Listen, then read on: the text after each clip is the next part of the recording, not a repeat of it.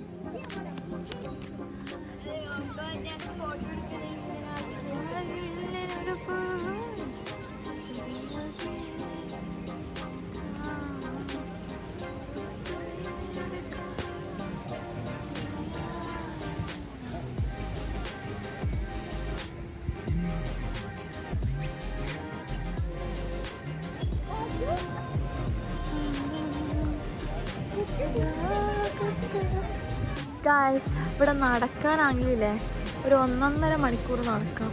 1.5 മണിക്കൂറൊന്നും പോരാ, മിനിമം ഒരു 2 മണിക്കൂർ. നമ്മുടെ തലശ്ശേരിയിലുള്ള ആൾക്കാരാണെങ്കിൽ മനസ്സിലാകും. നമ്മൾ എടക്കാട് നിന്ന് മഠം വരെയാണ് ഇതിൻ്റെ എക്സിറ്റ് വരുന്നത്. അപ്പോൾ അത് വരെ നടക്കണം. കാണാനാണെങ്കിൽ ഇങ്ങനെ നല്ല കാഴ്ചകളെല്ലാം ഉണ്ട്, നല്ല കാറ്റും എല്ലാം ഉണ്ട്. പക്ഷെ എന്നാലും നടക്കേണ്ട ആലോചിക്കുമ്പോൾ ചെറിയൊരു വിഷമം. പിള്ളേരെല്ലാം കൂട്ടിയിട്ട് പോകുമ്പോൾ കുറച്ചൊരു റിസ്ക്കാണ്. അവരെന്നെ പറയും, എന്താ എത്തിയിട്ടില്ലേ. ഇപ്പം തന്നെ 1/2 കിലോമീറ്റർ നടക്കുന്നു.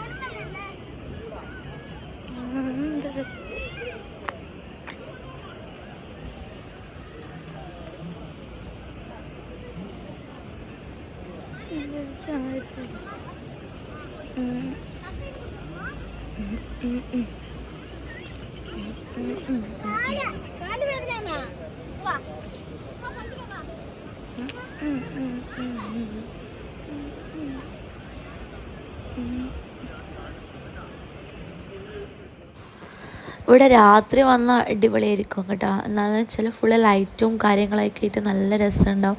ആ ഒരു ബീച്ചിലെ ആംബിയൻസും ആസ്വദിച്ചിട്ട് അങ്ങനെ ഇരിക്കാൻ.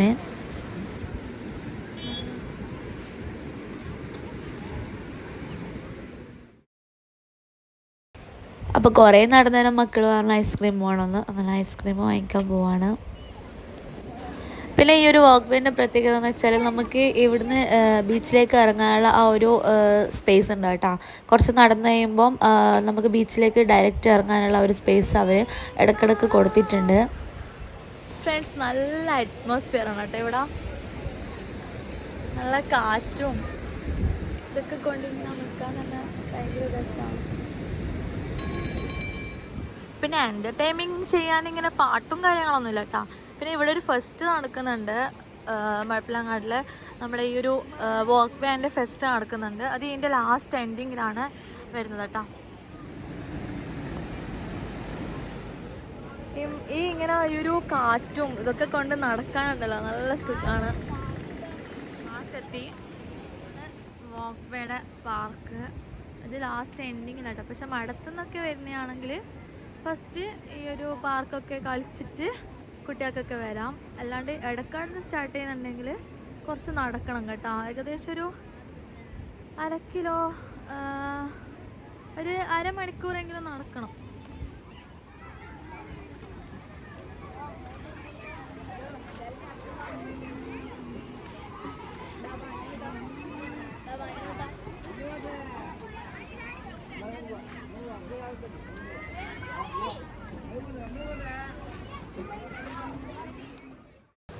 അപ്പോൾ ഈ ഒരു പാർക്കിൻ്റെ ഏരിയ എന്ന് പറയുന്നത് നമുക്ക് നല്ല ഫോട്ടോസൊക്കെ എടുക്കാൻ പറ്റിയിട്ടുള്ള ആ ഒരു സീനറിയും കാര്യങ്ങളും ഒക്കെ ഉണ്ട് കേട്ടോ. കുട്ടികൾക്കൊക്കെ ആണെങ്കിൽ നല്ലോണം കളിക്കാൻ പറ്റിയിട്ടുള്ള ഒരുപാട് ഐറ്റംസ് ഉണ്ട് ഇവിടെ പാർക്കായിട്ട്.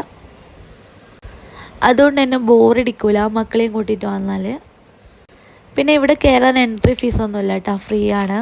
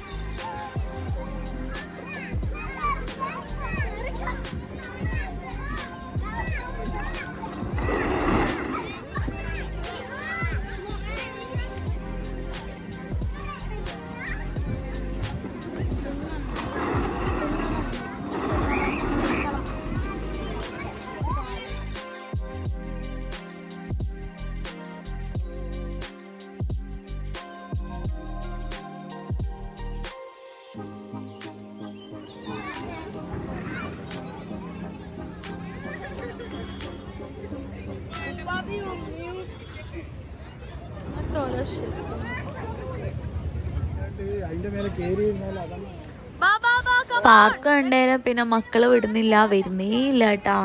എൻ്റെ മൂന്നാമത്തെ ബേബി എനിക്ക് ഇവിടുന്ന് കളിക്കണം എന്ന് പറഞ്ഞിട്ട് അങ്ങനെ നല്ലൊരു സൺസെറ്റൊക്കെ കണ്ടിട്ട് അവനെ പിടിച്ച് വലിച്ചിട്ട് കൊണ്ടുപോവാണ് കേട്ടോ.